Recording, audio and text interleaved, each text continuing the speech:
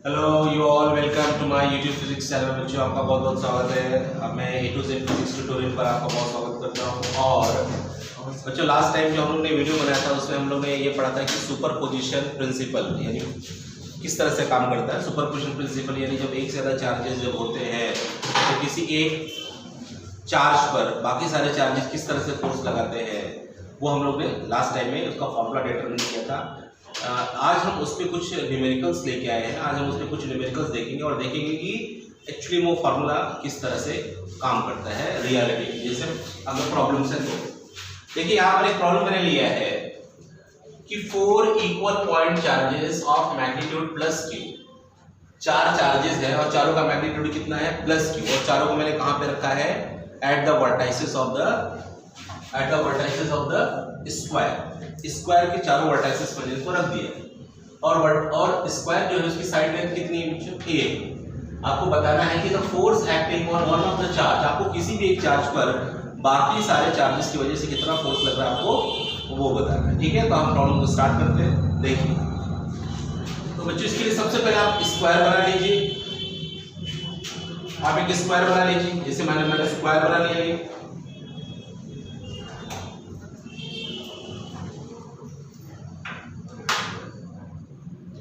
देखो, मैंने एक स्क्वायर बना लिया। ये स्क्वायर है small a, capital A, capital B, capital C और इन चारों वर्टाइसेस से मैंने चार्जेस रखे हैं। तो पहला चार्ज और चारों चार्जेस का मैग्नीट्यूड बच्चों एक समान है, तो मैं यहाँ पे चार्ज सेम रखूंगा, plus Q plus Q plus Q. This is your C point and here it is also plus Q charge. तो चार चार्जेस मैंने देखो यहाँ पर इसके वर्टाइसेस पे रख दिए, यानी A B C D पर मैंने ये चार चार्जेस प्लस क्यू के रख दिए। अब आपको बताना, कोई भी एक चार्ज लेना है और उस पर बाकी तीनों चार्जेस की वजह से हमको फोर्स निकालना है, क्योंकि चार्ज अपने आप में तो कभी फोर्स खुद तो लगाता नहीं। जैसे मैं कोई पॉइंट चार्ज C पे लेता हूँ यहाँ पर, तो ये जो चार्ज इस पॉइंट C पर रखा हुआ है, ये अपने आप स्वयं पर तो फोर्स लगाएगा नहीं, अपने आप खुद पे तो फोर्स लगाएगा नहीं। बाकी इस पर फोर्स कौन लगाएगा, ये तीनों चार्जेस जो कहाँ पे रखे हुए हैं, A B और D पर। तो हमारा प्रिंसिपल सुपरपोजिशन का कंटेंट ये था कि चार्जेस के पेयर को 1 बाय 1 लेना होता है। हम एक एक पेयर के चार्जेस को 1 बाय 1 कंसीडर करते हैं कि सारे फोर्सेस इंडिपेंडेंट हैं। तो अब पहला देखिए बच्चों, सबसे आसान वाला लेता हूँ जो उसके एकदम नजदीक है। All side lengths are A। तो पहला हम ये पेयर लेते हैं जो चार्ज B पर रखा हुआ है। जब ये चार्ज B पर है और ये चार्ज C पर है, ऑब्वियसली हमारा फोर्स इस पर निकालना है, तो हम सारे फोर्सेस के वेक्टर इसी पर ड्रॉ करते हैं। ठीक है, हमारा पॉइंट कंसीडरेशन पॉइंट C पर है। अभी B चार्ज देखिए, C को क्या करेगा, ये प्लस क्यू है, ये प्लस है, तो पॉजिटिव चार्ज को क्या करता है बच्चों, रिपेल करता है। तो फोर्स वेक्टर किस पे ड्रॉ करना है, C पर। अगर ये चार्ज हो यहाँ पर प्लस क्यू, तो इसको क्या करेगा, रिपेल करेगा, यानी बाहर की तरफ फेंकेगा। तो force is always along the line joining of the two charges. तो फोर्स की दिशा हमेशा क्या होती है, along the line joining of the, इसलिए आपका हो गया ये F वेक्टर। ठीक है, इसको मैं चलो F1 कह देता हूं। अब इस चार्ज की वजह से देखिए, अब ये भी पॉजिटिव चार्ज है, ये भी सेम पॉजिटिव चार्ज है। अब ये चार्ज क्या करेगा इस पर, ये चार्ज इसको इस तरफ ढकेलेगा, क्योंकि फोर्स हमेशा किससे ट्रांसफर होता है, along the line joining of the two charges. तो लाइन कौन सी, A D और C को कौन सी जोड़ने वाली लाइन है, ये लाइन है। तो फोर्स का ट्रांसमिशन, फोर्स कैसे जाएगा C पर, इस तरह से। तो यहां पर भी उस पर उतना ही फोर्स जाएगा, यहां पर बच्चों इस पर भी उतना ही फोर्स जाएगा। क्यों, क्योंकि चार्जेस का पेयर भी सेम है और उनके बीच का डिस्टेंस भी सेम है। क्योंकि कूलम्ब्स लॉ क्या कहता है कि force depends upon the square of the charges and inversely proportional to square of the distance. और अगर चार्जेस का पेयर और डिस्टेंस ये दोनों अगर सेम हो तो फोर्स की वैल्यू का मैग्नीट्यूड तो वही रहता है। तो इन दोनों फोर्सेस का मैग्नीट्यूड लगभग एक समान है, बिल्कुल एक समान है। सो इसलिए मैं लिखूंगा यहाँ पर the magnitude of F1 is same as the magnitude of F2. Let's say we call is F. मैं दोनों के मैग्नीट्यूड का F बोलता हूँ। अब मैं F1 और F2 की वैल्यू सेपरेटली, इनकी मैग्नीट्यूड की वैल्यू सेपरेटली लिखूंगा। So the magnitude of the force F1 is equal to some k times, where k is equal to 1/4 pi epsilon naught, k times, मैं ये चार्ज पहले ले रहा हूँ, देखिए बच्चों, तो ये चार्ज ये F1 ले रहा हूँ, तो किसके बीच में आ रहा है ये फोर्सेस, Q1 और इस Q के बीच में, तो यहाँ पर होगा कितना, k q square upon a square, this is my equation number 1। अब हम F2 की वैल्यू निकाल लेते हैं। F2 में देखिए 40 को फोर्स से प्लस q डिस्टेंस कितना a, तो ऑब्वियस से मैं F2 का भी मैग्नीट्यूड लिखता हूँ। F2 का मैग्नीट्यूड है k q square upon a square, ये भी उतरेगा। देखिए बच्चों इसमें एक चार्ज भी बचा हुआ है, कौन सा, ये वाला जो डायगोनली अपोजिट रखा हुआ है पॉइंट ए पर। तो अब ये जो पॉइंट ए पर क्या उतना ही फोर्स डेवलप करेगा, बिल्कुल नहीं। क्यों, चार्ज का पेयर तो सेम है लेकिन डिस्टेंस सेपरेट हो गया। अब मैं यहां से एक लाइन ड्रॉ करता हूं यहाँ, ये जो इन दोनों चार्जेस को कनेक्ट करने वाली लाइन है ये। अब ये जो फोर्स है, ये जो प्लस क्यू चार्ज है, इस चार्ज को क्या करेगा, रिपेल करेगा, but the repulsion is always along the line joining the two charges, so which line is joining between this force, so ये हो गया हमारा F3 force, this is my F3। अभी F3 फोर्स यहां पर आ रहा है, ये F3 किसकी वजह से आ रहा है, इस Q और इस Q की वजह से। और ये जो डिस्टेंस है, ये डिस्टेंस आप कैसे निकाल सकते हैं, आप पाइथागोरस थ्योरम का यूज करेंगे, तो आपको ये कितना मिलेगा बच्चों, r इज इक्वल टू, ये डिस्टेंस मान लो कितना है, r है, तो आप इसको √2a लिख सकते हैं, इतना तो आपको पता ही होगा, that is from Pythagoras theorem. अब मैं F3 की वैल्यू लिखता हूं, F3 का मैग्नीट्यूड कितना है, magnitude of F3 is equal to k q square upon r square, क्योंकि r is the distance between these two charges, but r की वैल्यू कितनी है, √2a, तो ये वैल्यू कितनी हो गई, k q square two a square, which is the equation number 3। अब मुझे बताना है कि टोटल कितना फोर्स एक्ट हुआ इस टोटल चार्ज पर। तो देखिए बच्चों, इस चार्ज पर अगर मैं देखूं तो सबसे पहले मैं F1 और F2 को देख लेता हूं, सबसे सिंपल वाले, बट इनका मैग्नीट्यूड जो है, उनका मैग्नीट्यूड तो है तो Fe, क्योंकि मैग्नीट्यूड इज देयर इक्वल, तो मैंने आपको पहले ही बताया ये इनका मैग्नीट्यूड तो इक्वल है, क्योंकि F1 का मैग्नीट्यूड F2 के मैग्नीट्यूड के बराबर है। तो अब इनका जो रिजल्टेंट होगा बाय द पाइथागोरस, आप पैरेललोग्राम लॉ से आप ऐसा देख सकते हैं, इन दोनों का जो रिजल्टेंट आएगा that is along the angle bisector, that is 45 degree पर बनाता हुआ यहां पर आएगा, क्योंकि दोनों का मैग्नीट्यूड बिल्कुल एक समान है यहां पर। तो इन दोनों का जो रिजल्टेंट है वो कितना है, इन दोनों का रिजल्टेंट मान लो F डैश है या FR है, FR स्टैंड्स फॉर रिजल्टेंट। अब ये FR बच्चों रिजल्टेंट किसका किसका है, F1 और F2 का। अब पाइथागोरस यहां पर हम लोग जानते हैं लॉ ऑफ पैरेललोग्राम से कि FR square is equal to magnitude of F1 square plus magnitude of F2 square plus 2 times of magnitude of F1 times magnitude of F2 cos of theta between, what is the cos theta here, this angle is equal to 90 degree between F1 and F2, ये 45 degree, ये 45 है और ये 45, तो ये total मिला के कितना हो गया 90, तो मैं 45 हटा देता हूँ, angle between the two force is equal to 90, ये 90। तो Fr की वैल्यू स्क्वायर, F1 की वैल्यू कितनी है, मैग्नीट्यूड F स्क्वायर, ये हो गया आपका F स्क्वायर प्लस ये आपका हो गया बच्चों F स्क्वायर, और ये हो गया आपका 2F स्क्वायर cos 90 यानी इंटू 0, तो Fr की स्क्वायर की वैल्यू कितनी होगी बच्चों, देखिए ये 0 हो गया, this combination is 0, so therefore here it is equal to 2F square, so Fr is equal to √2F, this is my equation number 4।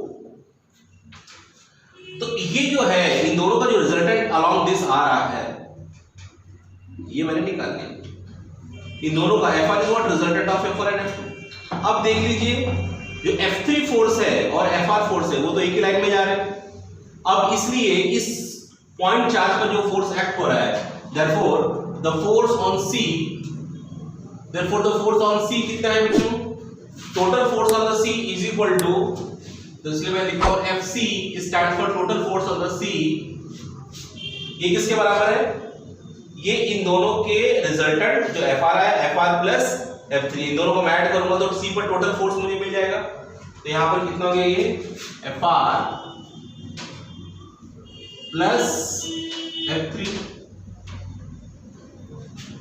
तो FC की वैल्यू लिख लेते हैं।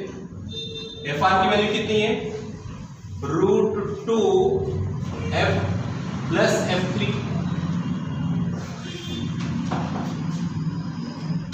F की वैल्यू कितनी देख लीजिए, क्योंकि दोनों का मैग्नीट्यूड तो F ही है, इसका भी मैग्नीट्यूड F है और इसका भी मैग्नीट्यूड बच्चों F है।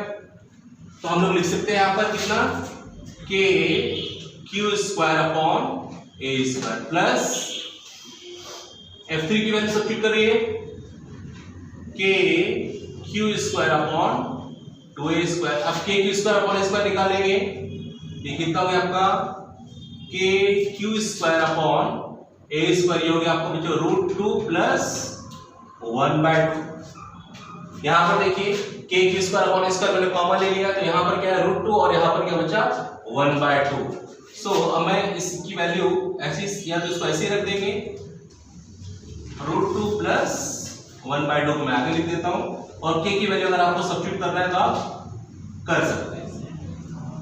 तो ये जो है ये आ रहा है पॉइंट चार्ज C पर आपका रिजल्टेंट फोर्स इन सब सारे चार्जेस की वजह से, where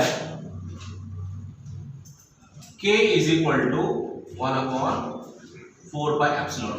if you wish to substitute you can substitute। तो आए होगा बच्चों आपको ये प्रॉब्लम समझ में आया होगा ये पूरी तरह से। ओके, तो आप इसको नोट डाउन कर लीजिए, नोट डाउन कर लीजिए इसको।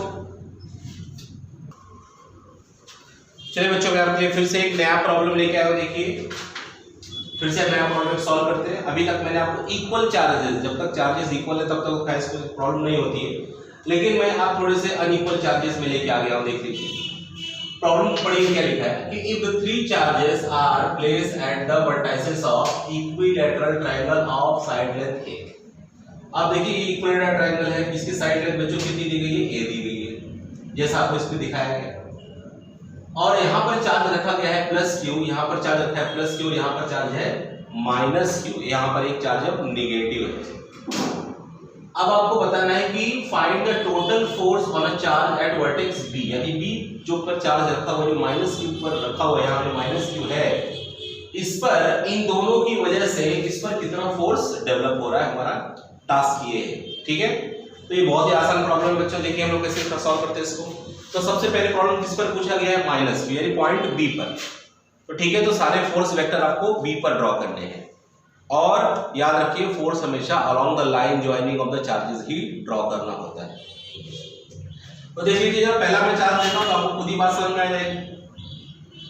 अब ये जो पॉइंट A है ये +Q चार्ज है, अभी -Q चार्ज है, तो मैं जब ये पेयर कंसीडर करूंगा तो बाकी सारे पेयर्स को भूल जाना है, आपको कोई दूसरा पेयर कंसीडर करना ही नहीं है। तो अभी मेरे पास ये पेयर है और ये पेयर है। अभी +Q चार्ज क्या करता है? +Q चार्ज नेगेटिव चार्ज को क्या करेगा? रिपेल करेगा कि अट्रैक्ट करेगा? ऑफ कोर्स अट्रैक्ट करेगा। तो अट्रैक्ट का डायरेक्शन कैसा होगा? टुवर्ड्स। जब आप किसी को अट्रैक्ट करते हैं तो अपनी तरफ खींचते हैं, और रिपेल करते हैं तो दूर धक्का देते हैं। उसी तरह से जब ये चार्ज इस नेगेटिव चार्ज को अपनी तरफ खींचेगा तो इसको ऊपर उठाने की कोशिश करेगा, तो उस पे लगने वाला जो फोर्स है, इस पर जो लगेगा फोर्स, वो along the line joining of the 2 charges.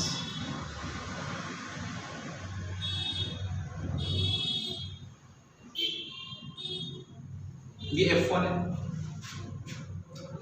और देखिए बच्चों ये जो पॉजिटिव चार्ज है, ये पॉजिटिव चार्ज इस नेगेटिव चार्ज को क्या कर रहा है? बताइए क्या कर रहा है? ऑफ कोर्स ये खींचेगा। पॉजिटिव चार्ज नेगेटिव चार्ज को अपनी तरफ क्या करेगा बच्चों? अट्रैक्ट करेगा। तो अब यही वाला जो पॉजिटिव चार्ज है नेगेटिव चार्ज को अपनी तरफ अट्रैक्ट कर रहा है, और फोर्स का डायरेक्शन कैसा होना चाहिए? Along the line joining of the 2 charges. अब हम इसको कंसीडर करते इसको भूल जाएंगे। तो देख लीजिए जरा यहाँ पर, तो फोर्स का डायरेक्शन जो आएगा बच्चों वो आएगा इस तरह से। ठीक है, अच्छी तरह से प्रॉपर देखते हैं इसको। ये साइड लेंथ A है और ये हमारा फोर्स F2 है। तो इस पॉइंट C, पॉइंट B पर 2 फोर्सेस हैं, एक F1 और एक F2। अब अब इन दोनों फोर्सेस के बीच का दोनों वेक्टर्स का टेल और टेल ऐड एक ही पॉइंट पर है, that is the internal angle is considered. ये तो आपको रूल पता ही होगा कि अगर दो वेक्टर्स के टेल और टेल आपस में ज्वाइन होते हैं तो उनका इंटरनल एंगल कंसीडर किया जाता है, या हेड और हेड आपस में ज्वाइन होते हैं तो भी उनका इंटरनल एंगल कंसीडर किया जाता है। लेकिन अगर एक वेक्टर का टेल दूसरे वेक्टर के हेड पर अगर ज्वाइन हो रहा है, इसका जैसे टेल इसके हेड पर ज्वाइन होता है, इंटरनल एंगल ये एंगल नहीं लेंगे, हम कौन सा एंगल लेंगे, एक्सटर्नल एंगल लेंगे। So this should be taken care of. यहां पर देखिए दोनों वेक्टर्स का टेल यहां पर अटैच हो रहा है, तो एंगल कितना है, इंटरनल ना कि एक्सटर्नल। इंटरनल एंगल है कितना, ऑफ कोर्स ये इक्विलेटरल एंगल है, तो कितना हो गया ये 60 डिग्री। अब F1 और F2 की वैल्यू लिख लेते हैं हम लोग, तो लिख लीजिए जरा, देखिए F1 वेक्टर का मैग्नीट्यूड, तो F1 वेक्टर का जो मैग्नीट्यूड है मैं इसको ब्लैक मार्कर से लिखता हूं ताकि आप क्लियरली देख पाए। F1 वेक्टर का मैग्नीट्यूड लिखना है आपको, तो देख लीजिए K यानी 1/4πε0। अब यहां पर चार्जेस का आप केवल मैग्नीट्यूड ही कंसीडर करेंगे, क्योंकि हम लोग यहाँ मैग्नीट्यूड ऑफ फोर्स निकाले ना कि डायरेक्शन हम लोग ऑलरेडी इन्वॉल्व कर ही ले रहे हैं इसको by drawing this arrow. When we are saying that this arrow is in this direction, this arrow is in this direction, that means direction is very well taken care of. Okay, अब यहाँ पर F1 है तो कितना हो गया, देखो charges Q और Q, चार्जेस का मैग्नीट्यूड कितना Q ही है, तो यहाँ पर कितना हो गया ये Q² A स्क्वायर, क्योंकि A के बीच का डिस्टेंस A है। और F2 कितना है, F2 का मैग्नीट्यूड कितना हो गया बच्चों, देखिए इनके यहाँ पर भी प्लस Q और माइनस Q, तो चार्जेस का मैग्नीट्यूड तो वही है Q square. This is my equation number 1 and equation number 2। अब हमको बताना है कि इन दोनों का नेट फोर्स कितना होगा पॉइंट B पर, तो हमको पैरेललोग्राम रूल क्या कहता है कि resultant is in this direction, तो यहां पर हमारा जो रिजल्टेंट फोर्स है वो यहां पर आ रहा है, R is the resultant of F1 and F2। अब इनके बीच F1 और F2 के बीच का एंगल भी हमको पता है, तो हम लोग पैरेललोग्राम लॉ बहुत आसानी से इस्तेमाल कर सकते हैं। हम कह सकते हैं कि भाई R² बराबर F1² plus F2² plus 2 F1 F2 cos of 60 degree, because यही एंगल है, दो वेक्टर्स के बीच का ये एंगल है 60 डिग्री। तो R² बराबर R² is equal to F1² plus F2² plus 2F cos 60 is equal to 1/2, so this 2 and 2 get cancelled, you just left with the 1F. Now we substitute the values, substitute your values, R² is equal to बच्चों कितना हो गया, KQ² upon A² plus KQ² upon A² plus इसका square, sorry इसका square. अब यहाँ पे कितना है, KQ² upon A² into KQ² upon A²। यहां पर देखिए ये भी वही हो गया, तो R² is equal to KQ², ये तो वापस स्क्वायर है, ये तो ये 3 times of KQ² upon A² का होल स्क्वायर बच्चों। तो अब स्क्वायर रूट लेंगे, क्योंकि R² ने हमको R की वैल्यू निकालनी है, R is the resultant, R क्या है, F1 F2 का रिजल्टेंट है जो P के ऊपर नेट फोर्स लग रहा है, इसलिए R की वैल्यू कितनी हो गई, √3 KQ² अपॉन A²। अगर आप 1/4πε0 का वैल्यू सब्स्टिट्यूट करेंगे तो इसको आप ऐसे लिख सकते हैं 1/4πε0 Q² अपॉन A²। ये हो गया हमारा, this is the resultant force acting on the charge place at the point B। ठीक है बच्चों, आप इसको नोट डाउन कर लीजिए, फिर हम कुछ नेक्स्ट प्रॉब्लम भी देखेंगे, इंटरेस्टिंग प्रॉब्लम। चलो बच्चों नेक्स्ट प्रॉब्लम देखते हैं। बस अगेन ये प्रॉब्लम ट्रायंगल पर बेस है, लेकिन यहाँ पर मैंने इक्विलेटरल ट्रायंगल नहीं लेके राइट एंगल ट्रायंगल लिया है। देख लीजिए यहाँ पर 3 charges are placed at the vertices of the right angle triangle as shown जिस तरह से दिखाया गया है। तो 3 चार्जेस हैं, यहां पर 2 चार्जेस नेगेटिव है और 1 charges positive. Find the force acting on the charge place at the vertex C, यानी जो चार्ज माइनस q यहां पर रखा हुआ है वर्टेक्स सी पर, उस पर बच्चों को अब रिजल्टेंट फोर्स निकालना है बाकी दोनों चार्जेस की वजह से। तो फिर से हम लोग उसी प्रिंसिपल ऑफ सुपरपोजिशन के मेथड पर चलते हैं और देखते हैं कि इस सी के अलावा और कौन कौन से चार्ज है। तो सी के अलावा बच्चों कौन से चार्ज है, एक चार्ज ए पर और एक चार्ज बी पर है, बाकी साथ कोई चार्ज तो है नहीं। तो पहला पेयर कौन सा होगा, ए और सी का, और दूसरा पेयर होगा बी और सी का। तो मैं जब एक पेयर को कंसीडर करूंगा तो दूसरा पेयर बिल्कुल भी भूल जाना है, और जब दूसरा पेयर लूंगा तो इस पेयर को भूल जाऊंगा। तो सबसे पहले कोई भी एक पेयर ले लो, सिंपल। पहले हम माइनस माइनस वाले को ही लेते हैं, बी और सी को देखते हैं। अब देखो बी और सी को अगर आप देखेंगे तो ये नेगेटिव चार्ज है और ये भी नेगेटिव चार्ज है। तो नेगेटिव चार्ज और नेगेटिव चार्ज के बीच में क्या होगा, अट्रैक्शन की रिपल्शन। अट्रैक्शन तो कभी हो नहीं सकता क्योंकि अट्रैक्शन किसके बीच में होता है, हमेशा unlike charges, like charges always repulsive. इसलिए माइनस क्यू चार्ज क्या करेंगे, रिपेल करेंगे।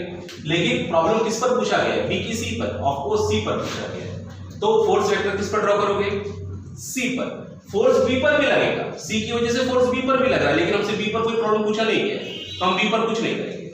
तो फ्री बॉडी डायग्राम जो भी है आपका फ्री बॉडी डायग्राम, तो सी का ड्रॉ करेंगे।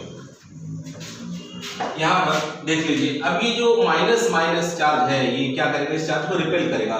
And the force it should be along the line joining of the two charges. तो लाइन कौन सी जॉइन हो रही है, ये वाली। तो फोर्स का डायरेक्शन इस तरह से जाएगा बच्चों, ये हो गया मेरा F1 वेक्टर। जब मैंने इस पेयर को कंसीडर किया तो इसको भूल गया था, अब मैं इसको कंसीडर करूंगा इसको भूल जाऊंगा, सॉरी, ठीक है। अब ये प्लस क्यू चार्ज, ये माइनस क्यू चार्ज, अरे भाई इसमें क्या होगा, अट्रैक्शन, बिकॉज ये कौन से चार्जेस है, अनलाइक चार्जेस है।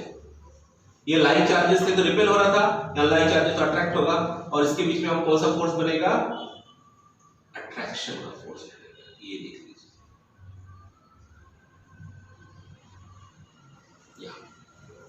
और ये जो हमको दिया हुआ है ये आपको 45 डिग्री है।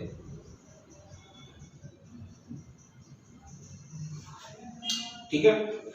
अब इन दोनों का मान लो हमारा फोर्स वेक्टर कौन सा हो गया, F2 वेक्टर। अब इन दोनों का रिजल्टेंट निकालना है मुझे, क्योंकि ये सी पर अब क्या है, कौन से दो फोर्स है, F1 और एक F2।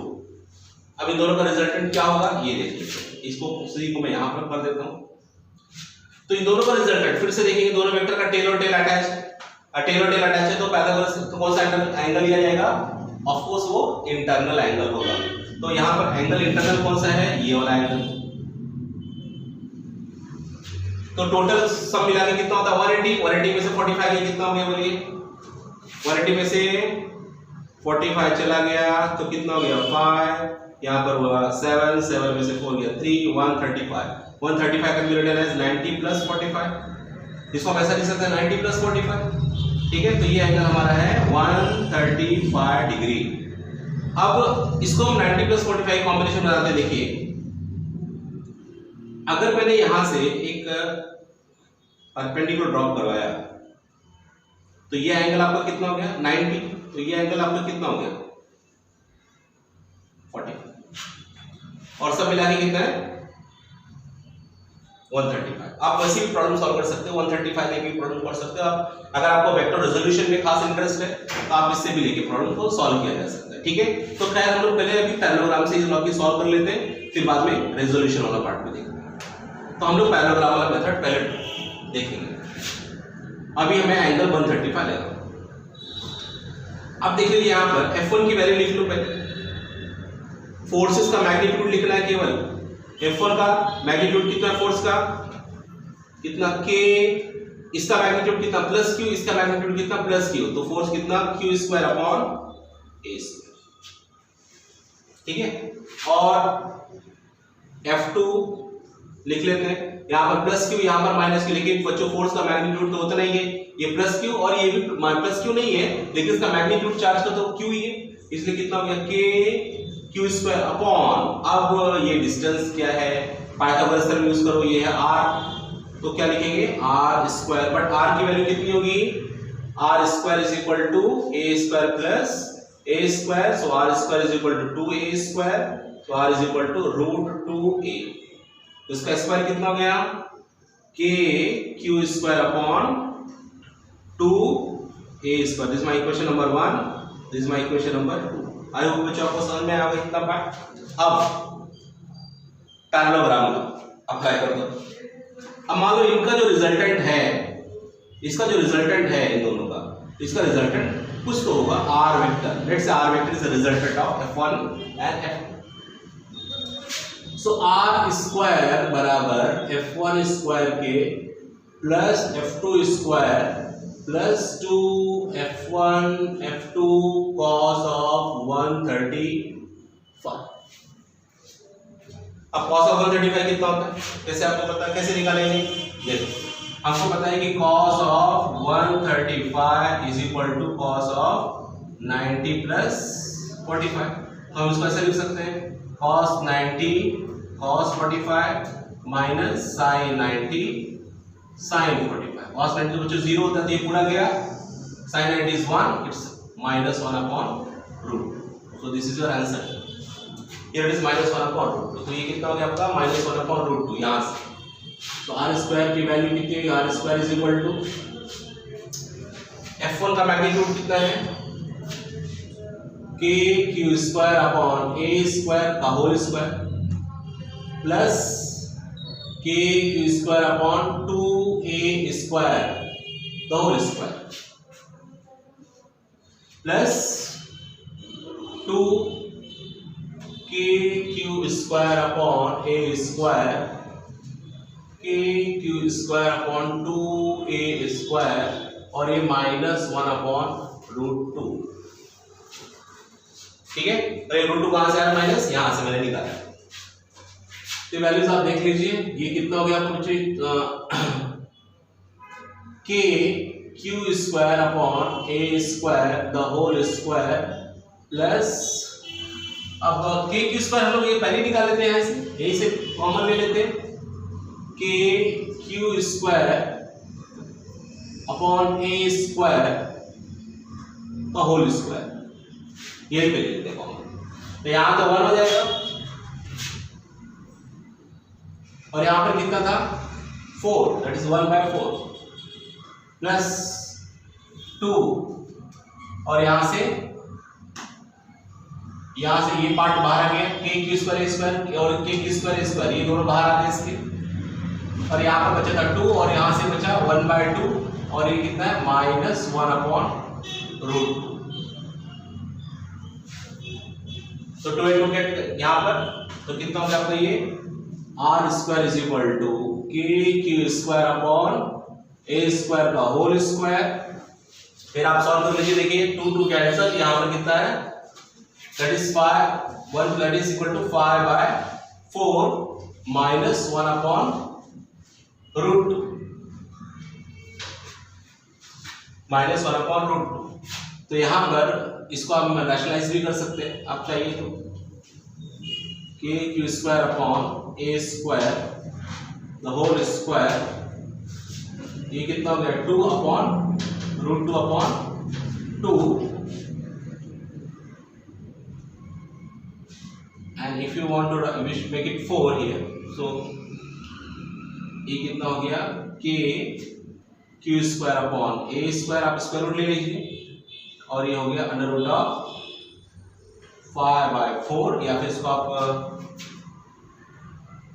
4 को अगर आप एलसीएम ले लें इसका तो कितना हो गया? 5 minus 2 root. So this is your answer to the this much Newton.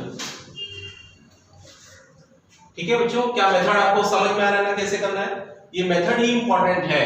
एक बार आपको मेथड समझ गया तो आप कोई भी चार्ज कॉम्बिनेशन कितना भी होने दो वो आप निकाल सकते हैं। अगर आप इसमें वेक्टर रेजोल्यूशन यूज करेंगे और क्विकली ये पॉसिबल हो जाएगा। आई होप आपको समझा रहेगा ये। आप फिर से इसको नोट डाउन कर लीजिए।